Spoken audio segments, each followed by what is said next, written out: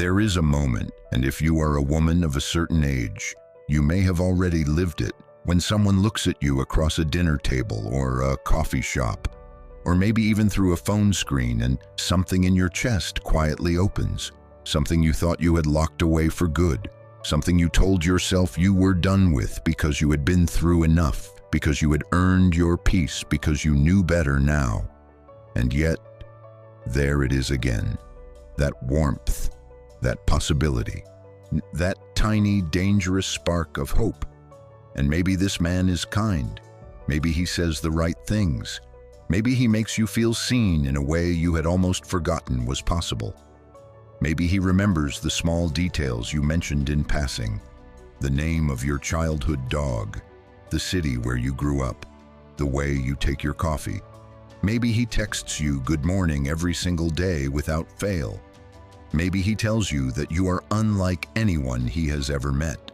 Maybe he looks at you like you are the answer to something he has been searching for his entire life. And you think, finally someone who gets it. Finally, someone who sees me. Finally, someone who is not intimidated by who I am, what I have built, what I have survived. But here is the question that no one wants to ask out loud. Here is the question that sits quietly in the back of your mind, even as your heart races forward. Here is the question you push down because you do not want to be cynical. You do not want to be bitter. You do not want to be that woman who cannot just enjoy something good for once in her life. Is he here for you, or is he here for everything that comes with you? Stay with me, because by the time this video is over, you will know the answer. And not just for this man, but for every man who walks into your life from this day forward. You will have the tools, the language, the awareness, and the wisdom to protect your heart without closing it, to be open without being reckless, to love without losing yourself. Welcome, let us begin. Hello, and welcome back to The Heart Code, the channel dedicated to helping women like you decode love, relationships, and the patterns that shape your emotional world. If you are new here, welcome home. This is a space built with you in mind, the woman who has lived, who has loved, who has learned, and who refuses to stop growing no matter what life has thrown at her. If this channel has ever given you a moment of clarity, a sigh of relief, a sense that you are not alone in what you are navigating, please take a second right now and hit that like button. It costs you nothing, but it means absolutely everything to this community. And while you are at it, please subscribe to The Heart Code and ring that notification bell so you never miss a single video. We post content designed specifically for women who are done settling for less than they deserve, and I do not want you to miss a thing. Also, and I say this with so much gratitude, if you have ever wanted to support this channel directly, you can do so through Super Thanks right here on YouTube. Your support keeps this content coming, keeps this community growing, and honestly, it keeps me going. So thank you from the absolute bottom of my heart to every single one of you who has ever clicked that button. Now, drop a comment below right now. Tell me, have you ever been in a relationship or situation where you later found out the man was more interested in your financial stability than in you as a person? Or maybe you are in one right now and you are not quite sure. Tell me your story. Tell me where you are. This community reads every comment, and you may find that your words are exactly what someone else needed to hear today. All right, let us get into it. Today we are talking about one of the most painful, most confusing, and most underrepresented topics when it comes to love and relationships for mature women. We are talking about financial predation. We are talking about men who target women specifically because of their stability, their assets, their income, their property, their pension, or their overall financial security. We are talking about how to tell the difference between a man who genuinely loves you and a man who has simply learned how to act like he does because your resources are what he is really after. This is not a small problem. This is not a rare occurrence. This is not something that only happens to naive women or women who should have known better. This happens to brilliant women, accomplished women, emotionally intelligent women, women with advanced degrees and decades of professional experience, women who are therapists themselves, women who have read every relationship book ever written, women who swore this could never happen to them, because the men who do this are not always obvious. They are not all wearing red flags on their sleeves. Many of them are sophisticated. Many of them are charming. Many of them have studied the emotional needs of women like a textbook, and they know exactly which buttons to press and in what order. They know how to be the answer to your loneliness before you even realize you were lonely. They know how to fill the exact shape of the void you carry, and that is what makes this so important to talk about. That is why we are here today. Not to make you paranoid, not to make you distrust all men or close yourself off from love forever, but to give you the kind of clear-eyed, loving, no-nonsense wisdom that a brilliant older sister or a deeply experienced counselor would give you if she truly had your best interests at heart, because you deserve love, real love, honest love, love that sees your whole self, your strength, your softness, your past, your dreams, your imperfections, and chooses you anyway, not because of what you own or what you earn, but because of who you are. So let us make sure you can tell the difference. Part 1. Understanding the landscape. Why older women are targeted. Before we dive into the specific signs, we need to understand something crucial.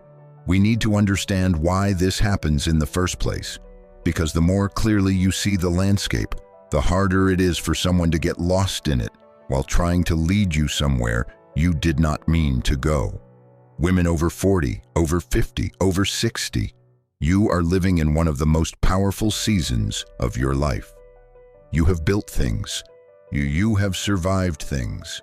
You have accumulated not just money and property, but wisdom, networks, credibility, and a quality of life that took decades to construct.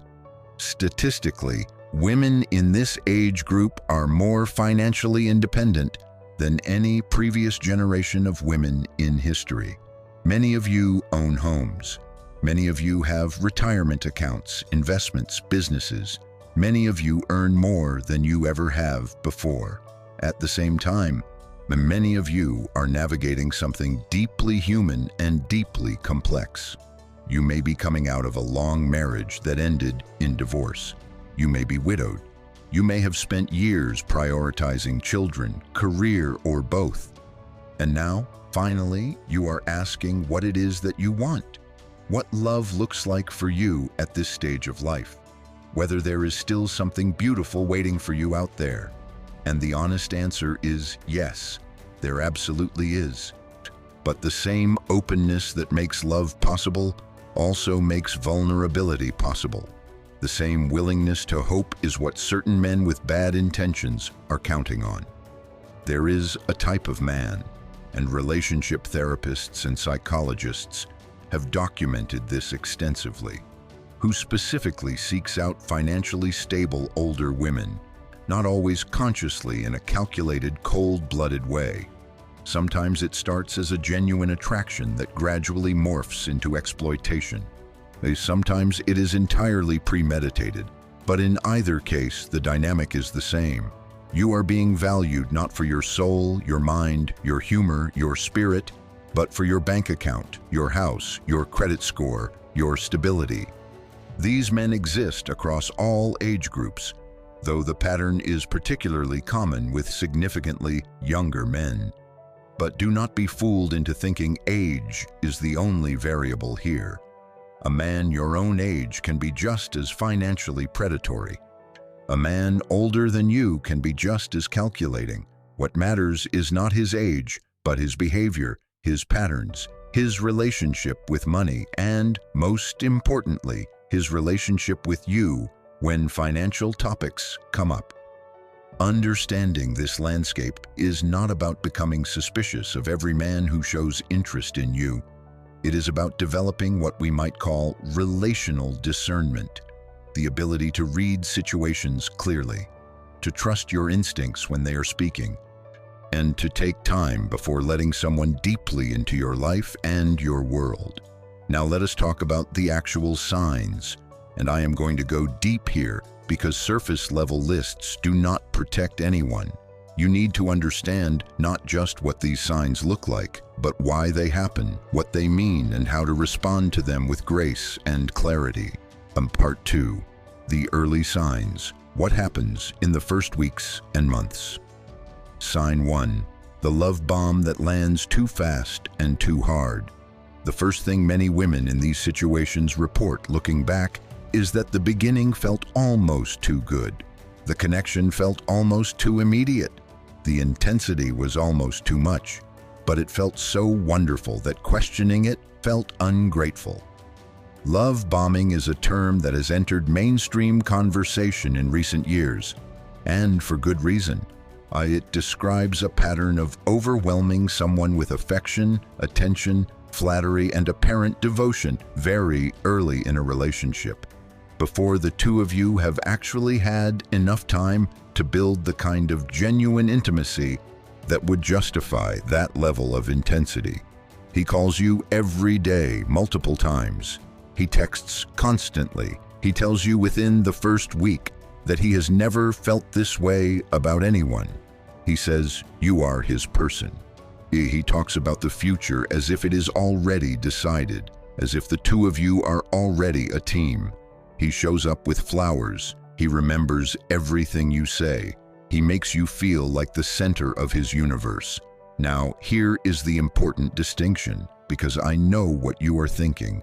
You are thinking, but what if he is just a man who knows what he wants? What if he is enthusiastic because he genuinely feels something real? That is a fair question. And the honest answer is that genuine enthusiasm is possible. Some men do fall fast and hard and sincerely. The difference lies in what happens next.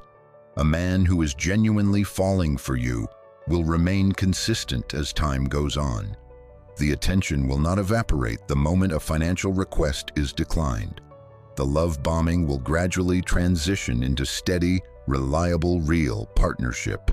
He will not need anything from you materially in order to maintain his affection and attention. A man who is love bombing you as a strategy will begin to introduce needs gradually, always against the backdrop of all that initial intensity.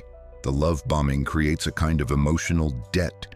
You feel so loved, so attended to, so special, that when he eventually needs something from you, it feels almost natural to give it.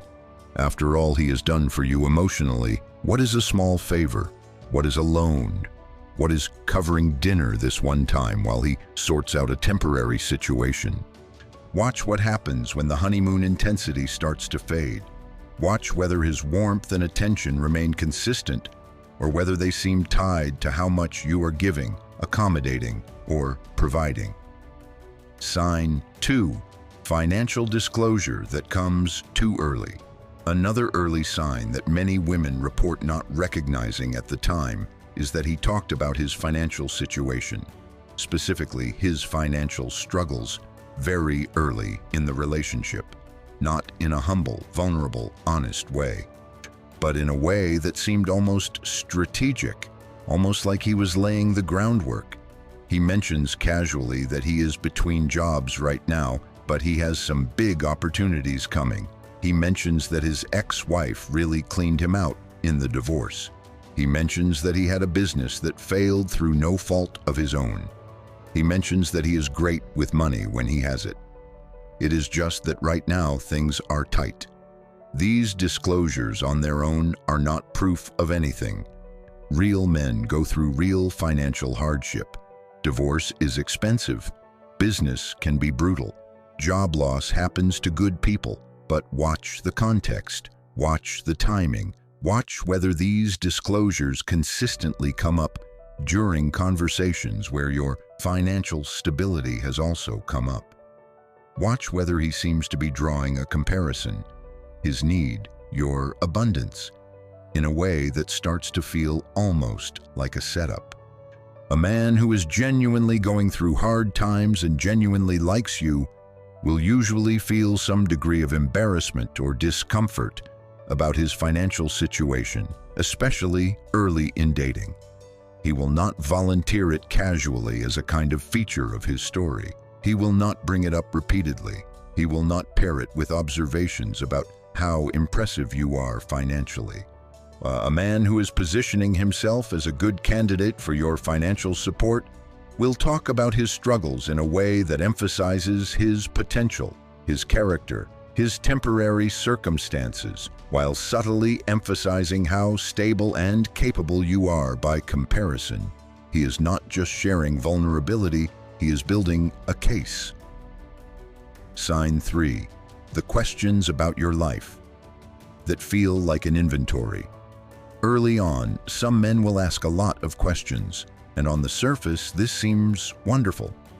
A man who wants to know you, a man who is curious, a man who asks follow-up questions and actually listens to your answers. But there is a difference between the questions of a man who is falling for you and the questions of a man who is assessing you. The questions of a man genuinely falling for you are wide-ranging and personal. He wants to know your childhood, your dreams, your fears, your favorite movie and why, what makes you laugh, what broke your heart, what you believe in, what you hope for. The questions of a man who is assessing your financial viability tend to cluster around specific topics. Do you own your home or rent? Is it fully paid off? What do you do for work? And in a way that makes it clear he is calculating your income bracket. Do you have children and are you financially supporting them? Do you travel often? Have you invested? Do you have a pension? Are you planning to retire soon? None of these questions is inappropriate in and of itself. Knowing someone's life circumstances is part of getting to know them. But if the financial and material questions come quickly, if they feel more systematic than conversational, if he seems to light up particularly when you confirm that, yes, you do own your home, yes, you do have a comfortable income, yes, you do have savings, pay attention to that. Compare it to how he responds when you talk about your emotional landscape. Does he engage with the same depth and interest when you talk about your losses, your values, your fears, your interior life? Or does the quality of his attention shift somehow, slightly less focused, slightly less engaged, when the conversation moves away from the practical details of your financial world? Sign 4. He has no stable financial life of his own and no real plan. This is one of the clearest signs, and yet it is one of the most easily explained away, especially in the early glow of a new relationship when we want to believe the best. A man who is genuinely between chapters of his life, who had a setback but is actively working through it, looks a certain way. He has a plan. He is doing something. He is applying for jobs or building something or taking steps. He may be humble about where he is, but he is moving. A man who has structured his life around finding women to support him looks different. His instability is not a chapter. It is a lifestyle. He has been between things for years. He has had multiple ventures that never quite worked out. He borrows money and does not pay it back. He moves frequently. He has a pattern of relationships with women who, if you look closely, all seem to have been in a position to take care of him in some way. The instability itself is not the crime. The crime is the lack of genuine effort to change it, combined with the expectation, stated or unstated, that someone else should manage the consequences of it. Watch how he talks about his financial situation when it comes up. Does he take responsibility? Does he have a plan? Does he show any discomfort about being unable to contribute equally to the relationship? Or does he seem remarkably comfortable with the imbalance? Does he talk about it in a way that positions him as a victim of circumstances rather than an agent in his own life? A man who genuinely respects you will feel something about not being able to show up financially, even if the two of you agree that finances will not be divided in a traditional way. A man with integrity will be working towards something. He will not be content to simply enjoy your world without building anything of his own. Part 3. The middle signs, what emerges over time. Sign 5. The first financial request. At some point, and the timing varies, but it almost always happens, there is a first financial request, and it is almost never framed as a request. It is almost always framed as a situation. His car needs repairs, and he does not get paid until next week. His phone bill is past due, and they are going to cut off his service. He has an opportunity, a real one this time, but he needs a small amount of capital to move forward. His daughter needs something, and he cannot stand to let her down. He is embarrassed to ask. He hates that he is in this position. He would never want you to feel like this is the reason he is with you. He just does not know who else to turn to. And here is the thing that makes this moment so difficult. By the time this first request arrives, you already care about him. You have already invested emotionally. You have already started to imagine a future, and his discomfort, real or performed, makes you want to ease it. His need makes you want to help, because that is who you are. Because you are generous. Because caring for people is in your nature, and so you help. And things are fine. He is grateful. He pays you back, maybe. And the relationship continues. But watch what happens next. Does the request remain a one-time thing? Or does another situation arise, and then another? And does the amount involved gradually increase? And does his gratitude, if it was ever present, start to feel more like an expectation over time? This is the test. The first financial request in isolation tells you very little. What it tells you everything about is what comes after. A man of character who found himself in a genuine moment of need and accepted help from someone who cares for him will work to resolve that situation, make things right, and be deeply uncomfortable if it ever happens again. A man who is leveraging your affection for financial access will treat the first successful request as a proof of concept. He will come back. He will come back with variations. He will come back with new situations and new urgency and new reasons why this time is different. Sign 6. The relationship accelerates toward cohabitation. One of the most common and most consequential patterns in relationships involving financial predation is the push toward moving in together, particularly into the woman's home. That happens faster than it should. He mentions subtly at first that his living situation is becoming untenable. His roommate is unreliable. His lease is ending. His rent just increased dramatically, and he does not know what he is going to do. He does not say directly that he wants to move in with you. He just keeps bringing up the problem. And then somehow, and this is where it gets interesting, somehow you start to think of the solution yourself. Because his problem is a real problem, and you have space, and you care about him, and why not? It would save him money. You would get to spend more time together. It just makes sense. Or he says it himself, but in the most reasonable way possible, just temporarily, just until he gets back on his feet. He does not want to be a burden. He insists on contributing to the household somehow, in some way. Even if not financially right now, he is grateful. He is enthusiastic. He talks about how much he is going to love building a life in this space with you. And then he moves in, and everything changes, because now he is embedded. Now he is in your home. Now his daily life is sustained by your resources, and the balance of power in the relationship has shifted in a way that is very hard to unwind. Pay attention to any relationship where the movement toward cohabitation is driven more by his practical needs than by the natural deepening of genuine emotional partnership. Pay attention if his living arrangement has come up as a problem before the two of you have really had the time to know each other at a soul level.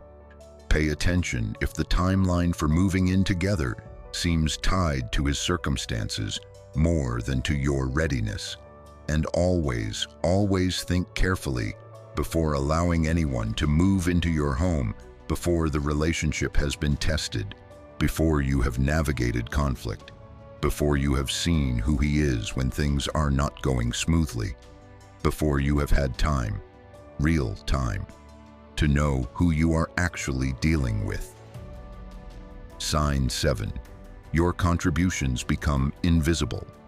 His needs become central. One of the more subtle but deeply revealing patterns that emerges over time in these relationships is an asymmetry in how the relationship's contributions and needs are perceived and discussed. When you give, it becomes the baseline. It is not acknowledged. It is not explicitly appreciated. It simply becomes the norm. You pay for dinners and vacations, and eventually his phone bill, and eventually contribute to his car payment. And none of it is treated as the remarkable generosity it is. It is just what you do. It is just part of the arrangement. But when he gives, which happens rarely, and usually in ways that cost him very little, it is amplified, it is talked about, it is treated as evidence of his love and devotion. He fixed a shelf in your kitchen and he mentions it for a week. He cooked dinner one time and brings it up as proof that he contributes. He picked up groceries with money you gave him and frames it as taking care of you. Watch this pattern. Watch whether your financial contributions to the relationship are treated as though they are simply what is expected of you, your role, your responsibility, while his minimal non-financial contributions are positioned as proof of what a wonderful partner he is. This is a form of exploitation that does not always involve conscious malice. As some men have genuinely internalized a narrative in which a woman providing financially is simply the natural order of things, while they provide in other ways that they have convinced themselves are equivalent. But whether it is conscious or not, the pattern is harmful. The pattern is one-sided, and you deserve to see it clearly. Sign 8. He is invested in your financial decisions without being a partner in your life. Another pattern worth watching. Does he have opinions about your money, your property, your investments, your financial decisions, before he has earned the kind of partnership that would make those opinions appropriate? He suggests you should cash out a particular investment. He has thoughts about what you should do with the equity in your home. He mentions that it seems like you are paying too much in taxes, and he knows someone who could help with that. He asks specific questions about your retirement plan, your life insurance policy, your estate planning. None of these topics is inherently off limits in a serious relationship. Finances are part of life, and two people building a real future together will eventually discuss these things. The question is timing. The question is who benefits from these conversations. The question is whether his interest in your financial decisions seems oriented toward your well-being or toward outcomes that happen to benefit him. Nay, a man who loves you will be interested in your financial health the way he is interested in your physical health.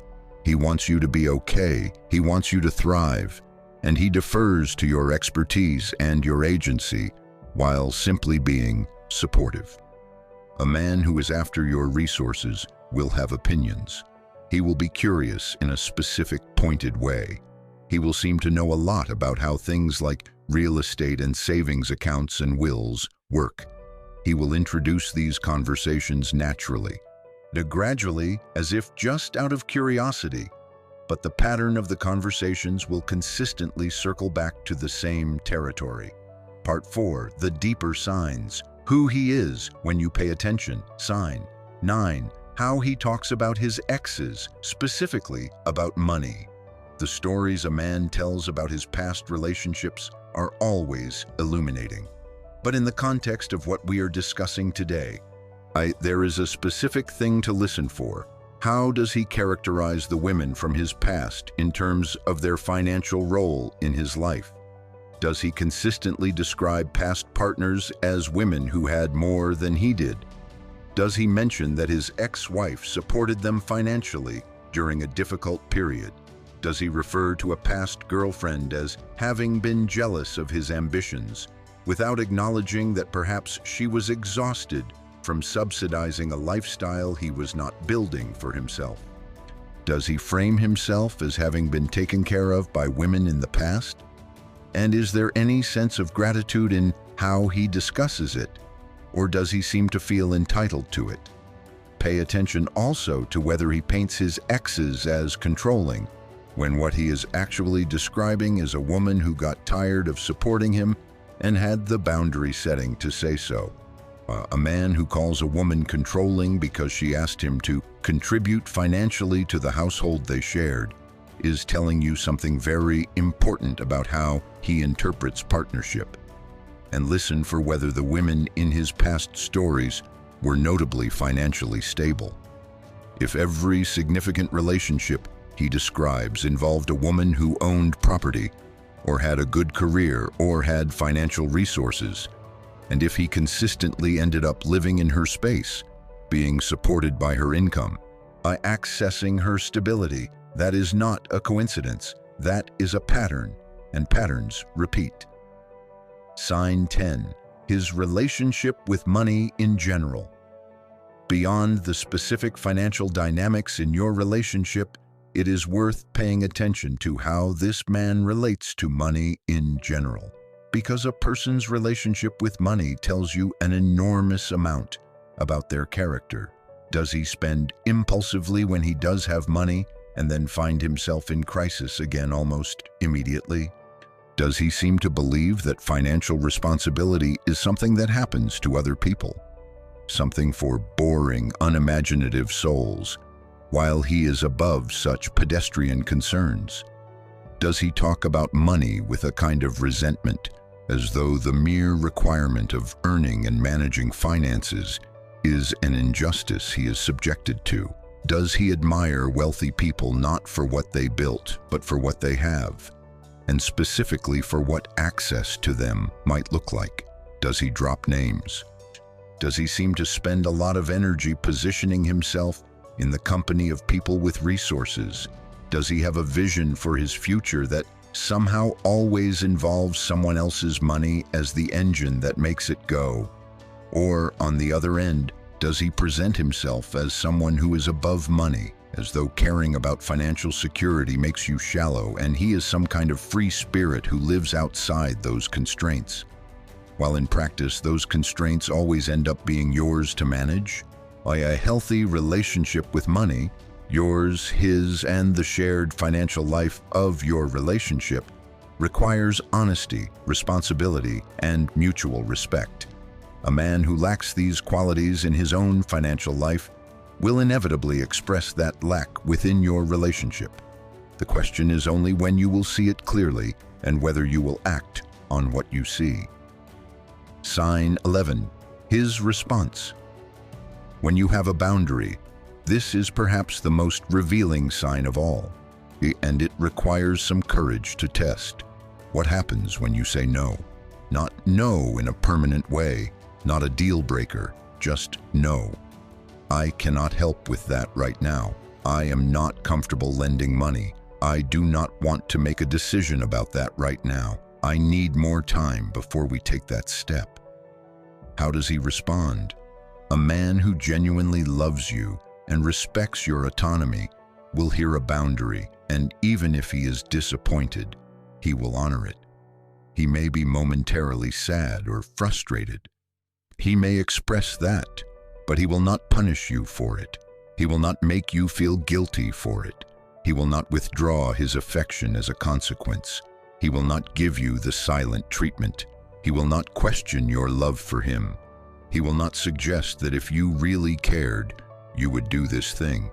He will not tell you about how his ex was more understanding, more generous, more willing. A man who is with you for your resources will respond to your boundary very differently, because to him, your boundary is not just an expression of your needs and limits.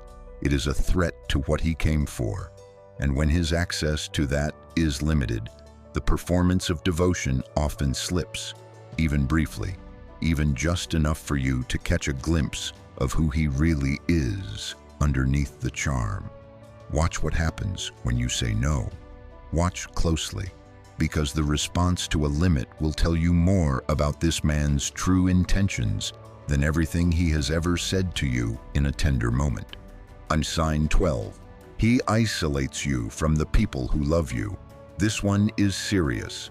This is one that, if you recognize it, requires not just awareness, but action. Men who are financially exploiting women, particularly when the exploitation is ongoing and significant, often take steps to reduce the influence of the people around their target. They do this because they know, even if only instinctively, that people who genuinely love you will see what is happening. Your sister will have questions. Your best friend will raise an eyebrow. Your adult children will be concerned. And any of these people, if you give them the chance to speak freely, might say the thing that helps you see clearly. So the isolation begins, subtly. He expresses that he feels like your friends do not like him.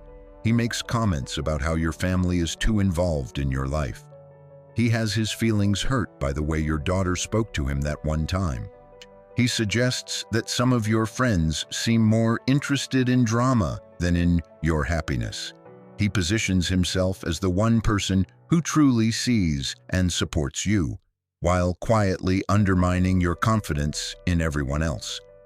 If you find yourself becoming increasingly separated from the people who knew you before this man arrived, if you find that you are seeing them less, sharing with them less, defending your relationship to them more, please pause.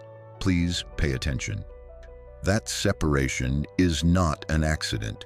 It is not a coincidence. It is, in many cases, a strategy. The people who loved you before this man came along have no agenda beyond your well-being. And the fact that he is making it uncomfortable for you to maintain those connections should concern you deeply. Part 5. The psychological dimension. Why we miss these signs. I want to spend some real time here because understanding the psychology of why intelligent, perceptive women miss these signs is not about blame. It is about compassion. It is about understanding the deeply human forces at work so that you can work with your own psychology instead of against it. The biology of attachment. When you fall for someone, your brain changes. This is not poetry, this is neuroscience. The early stages of romantic attachment trigger the release of oxytocin, dopamine, and serotonin, neurochemicals that create feelings of pleasure, bonding, optimism, and desire. These chemicals do not just make you feel good, they actually alter your perception. They make the beloved seem more worthy than they might otherwise appear. They suppress the activity of the critical evaluative regions of the brain.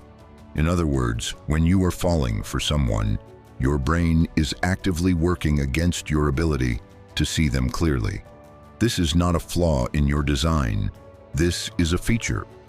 It is what allows humans to bond deeply enough to build families and commit to long-term partnership. But it is also what makes the early stages of a relationship the most dangerous time to make significant decisions, because your judgment is genuinely compromised. Understanding this does not mean you should not fall. It means you should build in time before you make irreversible decisions. It means that the first weeks and months are not the time to let someone move into your home, but lend significant amounts of money or restructure your financial life to accommodate a new partner. It means that the love you feel in those early weeks, however real and overwhelming, is not yet accompanied by the full, unimpaired judgment that you need to make lasting commitments. The complexity of loneliness. Let us speak honestly about loneliness, because it is real and it is powerful, and it is a factor in many of the situations we are discussing today. Not as a weakness, but as a human condition that deserves to be named. Many women in the demographic we are speaking to today have experienced real substantial loss, the loss of a marriage, either through divorce or death, the loss of the daily companionship of children who have now grown and built their own lives, the loss of the social identity that came with a particular life structure that no longer exists, the sense that the world around you is designed for couples, for young people, nay, for those who fit a mold that you no longer quite inhabit. This loneliness is not trivial. It is not something to be ashamed of or to dismiss. It is one of the most genuinely painful human experiences, and the desire to resolve it, the desire for connection, partnership, shared mornings, someone to come home to, is not desperate. It is entirely, completely, profoundly human.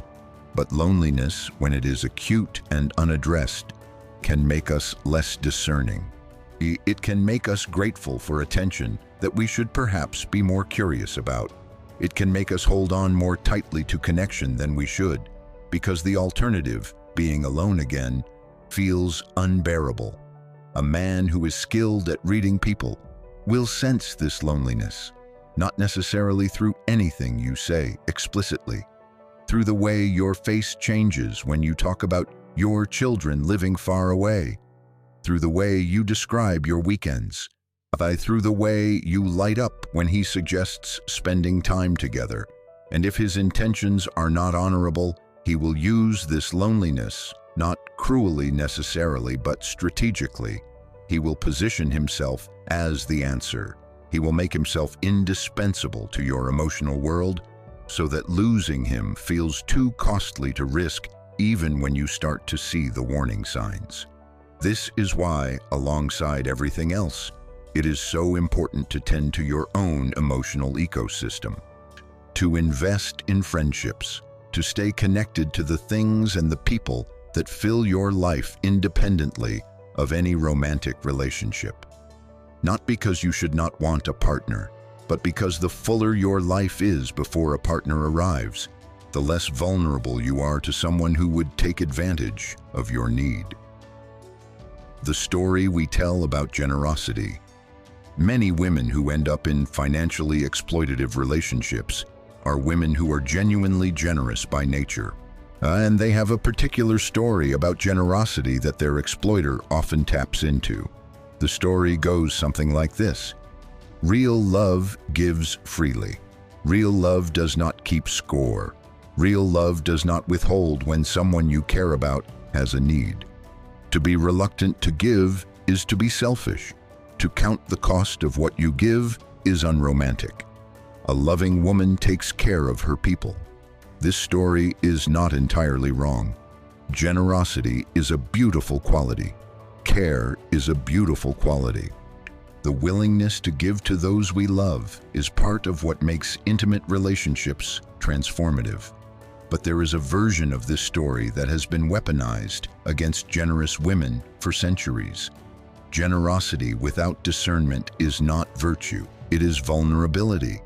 And the willingness to give freely is only healthy when it exists within a relationship that is fundamentally reciprocal, where both people are contributing in whatever ways are authentic and possible for them to the well-being of the other and the health of the partnership.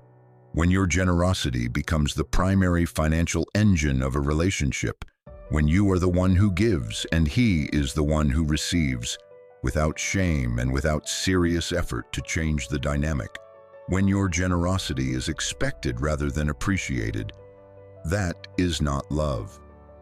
That is an arrangement, and you deserve to see it clearly. The fear of being wrong and alone. There is one more psychological element worth naming, and it is perhaps the most painful one. Once you have invested, emotionally, financially, practically, in a relationship, there is a powerful psychological force working to protect that investment. Psychologists call it cognitive dissonance, the cost of acknowledging that you have been wrong about this person, that you have given your heart and possibly your resources to someone who was not what they appeared to be. That cost is enormous. It threatens your self-image as someone with good judgment. It threatens the narrative of the relationship that you have been building in your own mind. It threatens the future you have been imagining. And so sometimes, when the signs start to become undeniable, the mind works very hard to explain them away, to find alternative interpretations, to give one more chance, to believe the apology, to focus on the good and minimize the bad. Not because you are foolish, but because the human mind will go to great lengths to avoid the pain of admitting a significant mistake. Recognizing this force does not eliminate it, but naming it gives you some power over it. When you notice yourself working unusually hard to explain someone's concerning behavior away, when you notice that your arguments for staying are more about sunk costs than about present reality, when you notice that you are describing the relationship to yourself in ways that require you to ignore what you have actually seen, those are signals worth listening to. The truth is that acknowledging a mistake and changing course is not defeat. It is the highest expression of wisdom. It is what it looks like to honor yourself. It is what it looks like to say, I deserve better than this, and I am willing to face the pain of starting over in order to find it. Part 6. The conversations to have and how to have them now.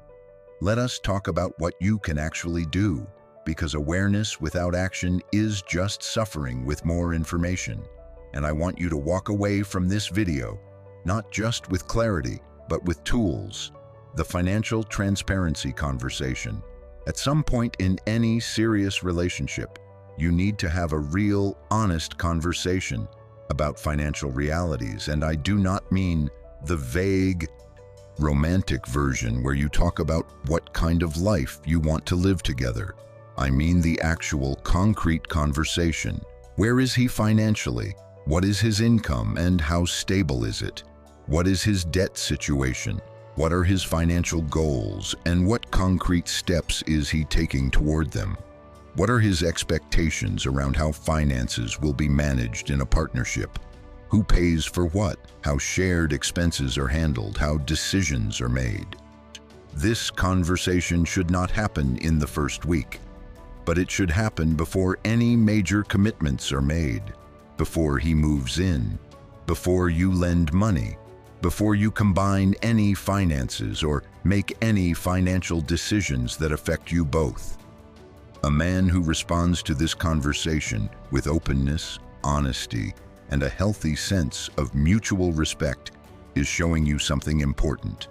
A man who becomes defensive, evasive, vague, or who turns the conversation into a discussion of your insecurity or lack of trust is also showing you something important. How someone handles a necessary, reasonable adult conversation about finances tells you a great deal about how they will handle the actual finances in your relationship. The reciprocity check-in. This is a conversation you can have with yourself before you have it with him. Take an honest inventory of the last month of your relationship. Who initiated contact? Who planned the dates and activities? Who paid for things or the majority of things? Who made logistical efforts on behalf of the other? Who showed up when the other needed support? You are not looking for perfect symmetry. Reciprocity in relationships is not about tit-for-tat accounting, but you are looking for an overall sense that both people are investing in the partnership, that both people are bringing something meaningful, that both people are oriented toward the other's well-being, that the giving and receiving flows in both directions, even if not in identical ways. If when you take this inventory, you find that the balance is dramatically one-sided, that you are consistently the one giving financially, making effort logistically, and showing up emotionally while receiving primarily his presence and charm, that is worth sitting with. That is worth naming. The future test asks him about his future, not abstractly, specifically. What does he want his life to look like in 5 years? What is he actively working on right now that moves toward that vision? What would he need to make that future possible? And then listen, really listen, to whether you feature in his vision as a partner or as a resource. Does he talk about building something together? Or does he talk about a future that happens to become possible when he has access to the kind of stability you represent? Is he excited about what the two of you could create together? Or is he excited about what your world could provide for him? This is subtle, but it is detectable. A man who sees you as his partner talks about the future with a sense of mutual agency. We could do this, we could build that. I want to support your dreams and have you support mine. A man who sees you as a resource talks about the future in a way where you are more like a vehicle than a co-pilot. Your presence in the future is assumed, but your agency within it is not really considered. Part 7. What to do when you realize you are in this situation. Let us say that as you have been reading and listening, something has been tightening in your chest. Let us say that some of what we have discussed sounds uncomfortably familiar. Let us say that you are not just learning new information. You are recognizing something that has been in your life. First, I want you to take a breath. And I want you to know that whatever you are feeling right now, the confusion, the grief, the anger, the shame, all of it is valid. All of it makes sense. And none of it makes you foolish. None of it makes you a failure. None of it is a reflection of who you are. What I am about to say next may sound simple, but it is important. You do not have to act immediately. You do not have to make a dramatic decision today. What you need to do first is get clear. And getting clear takes time and support. Step 1. Stop expanding your exposure. Before you decide anything about the relationship itself, stop expanding your financial exposure within it. If you have been lending money, stop. If you have been paying for things that he should be covering, stop covering them and observe what happens.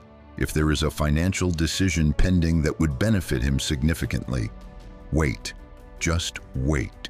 You do not need to explain your reasons extensively. You simply are not ready to move forward with that right now. Watch how he responds to this. Watch carefully, because as we discussed earlier, the response to a financial boundary is one of the most telling things you can observe in this situation. Step 2. Reconnect with your support system.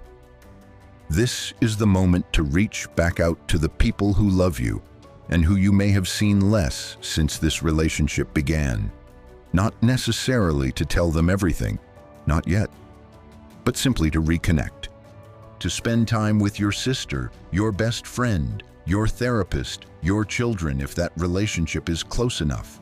To re-enter the world that existed before he arrived.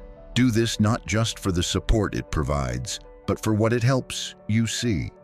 Often the perspective of people who knew you before, who see how you are different now, who notice things you cannot notice when you are too close to the situation, is invaluable. Let them back in. Step 3. Get professional support, a therapist. A financial advisor or both can be enormously helpful here. A therapist can help you work through the emotional complexity of what you are navigating, the grief, the anger, the confusion, and the process of making decisions that honor your well-being. A financial advisor can help you take stock of your current situation and understand what steps, if any, need to be taken to protect your assets. This is not dramatic. This is not overreacting. This is taking yourself seriously. This is treating your financial security and your emotional health with the respect they deserve. Step 4. Make your decision with clarity, not desperation. When you are ready, and only when you are ready, make a decision about the relationship from a place of clarity, not from panic, not from anger, not from the heat of a confrontation, and not from the pull of his next love-bombing cycle. There is a version of ending this that is graceful and dignified. There is a version that protects you without becoming a war. There is a version that allows you to honor the genuine moments that may have existed in the relationship, while also being completely clear that the relationship as it has existed is not something you are willing to continue. And there is also a version where the conversation leads somewhere unexpected, where the honest naming of the dynamic is met with genuine acknowledgement and genuine change. That is less common than we would hope, but it is not impossible. People are complicated. Dynamics are complicated. The point is not to assume the worst, but to insist on the truth. Part 8. Building a love life that is built on solid ground. Everything we have discussed today has been in the service of something larger, and I want to end by speaking to that larger thing. You deserve love, not love as a consolation prize, not love as a transaction, not love as the best you could do given your circumstances or your age or the dating landscape or any of the other limiting stories that the world sometimes tries to hand us. You deserve the kind of love where both people show up as full, honest human beings, where both people contribute to the relationship in meaningful ways, where both people see and are seen in the fullness of who they are, where both people grow because of the partnership rather than shrinking to fit it. That kind of love is possible. I want to be very clear about this because everything we have discussed today could leave you feeling like the love landscape is nothing but danger and disappointment, and that is not the truth. There are good men. There are men who are looking for a real partner, who have built a real life, who want to share that life with someone and not just access someone's. They exist. You may have already met some of them. The tools we have discussed today are not meant to make you suspicious of every man who enters your life. They are meant to help you take your time, to trust your instincts, to observe patterns rather than just responding to moments, to hold space for what is beautiful and new without surrendering your judgment in the process. They are meant to help you move from a place of reactivity, swept up in whatever intensity someone else is generating, to a place of agency, where you are choosing consciously who you let in and how far, where you are not making decisions out of fear of loneliness or the warmth of a love bomb, but out of a genuine, clear-eyed assessment of who this person actually is. Take your time. The most powerful thing you can do in any new relationship is give it time. Real time. Not weeks, months, years before making irreversible decisions. Not because you are suspicious, but because time is the only thing that consistently reveals character. You cannot sustain a performance forever. The masks eventually slip. The patterns eventually emerge. The person a man actually is will show up given enough time. And your job is simply to stay present and paying attention long enough to see it. Know your own value. The other thing I want to leave you with is this. Know what you are worth. Not in financial terms, though your financial security and stability are real and deserve to be protected, but as a person, as a woman, as the human being who has built everything you have built, survived everything you have survived, and still has the courage and the heart to hope for love. You are not lucky to be wanted. The right man will be lucky to know you. And any man who is primarily interested in your bank account and your stability rather than in you as a full, complex, magnificent human being, any man like that is simply not the man who deserves to be in your life. You know this. I think part of you has always known this. Today I am just here to remind you and to give you the language and the tools to act on what you know. Trust your gut. Finally, trust yourself, your instincts, your discomfort, your sense that something is not quite right. These are not anxiety. They are not bitterness. They are not the residue of past relationships clouding your perception. They are data. They are your wisdom, your lived experience, and your nervous system all working together to give you information. When something feels off, it is okay to investigate that feeling. When the story does not quite add up, it is okay to ask questions. When you find yourself working hard to convince yourself that everything is fine, it is okay to sit quietly with the possibility that everything is not fine. You have survived hard things. You have navigated complexity. You have the inner resources to handle whatever truth emerges, because you have handled truth before and you are still standing. Trust yourself, honor yourself, and choose love that honors you in return.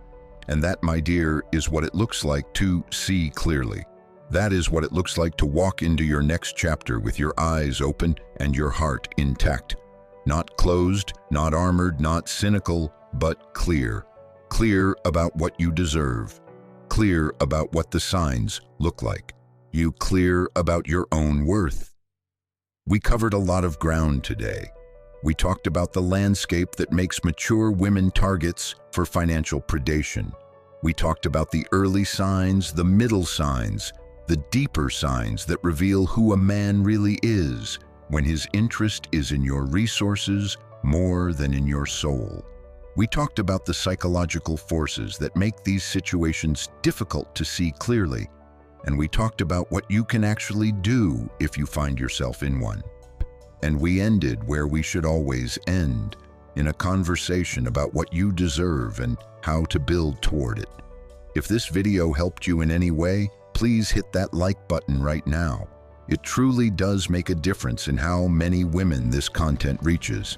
And every one of those women is someone who may need exactly this conversation today. Please share this video with a friend, with a sister, with a daughter, with any woman in your life who you think could use this perspective. You never know whose life a single video can change. Sometimes the right words at the right moment make all the difference in the world. And if you have not yet subscribed to the Heart Code, please do that now. We are building something real here. A community of women who are done being confused, done settling, done shrinking. And your voice and your presence make this space more powerful for everyone in it. Drop a comment below and tell me your biggest takeaway from today. Or tell me your story, or just say hello. I read every comment, and this community shows up for each other in the most beautiful way. And if you have ever wanted to show extra love and support to this channel, you can do that through Super Thanks, right here on YouTube. Every contribution goes directly toward making this content better, more consistent, and more far-reaching. And if you have ever clicked that button, thank you. From the deepest part of me, thank you. You are the reason this channel exists. I will see you in the next video. Until then, know your worth, trust your instincts, and never settle for love that does not see you fully. This has been The Heart Code. Take care of your heart. It deserves it.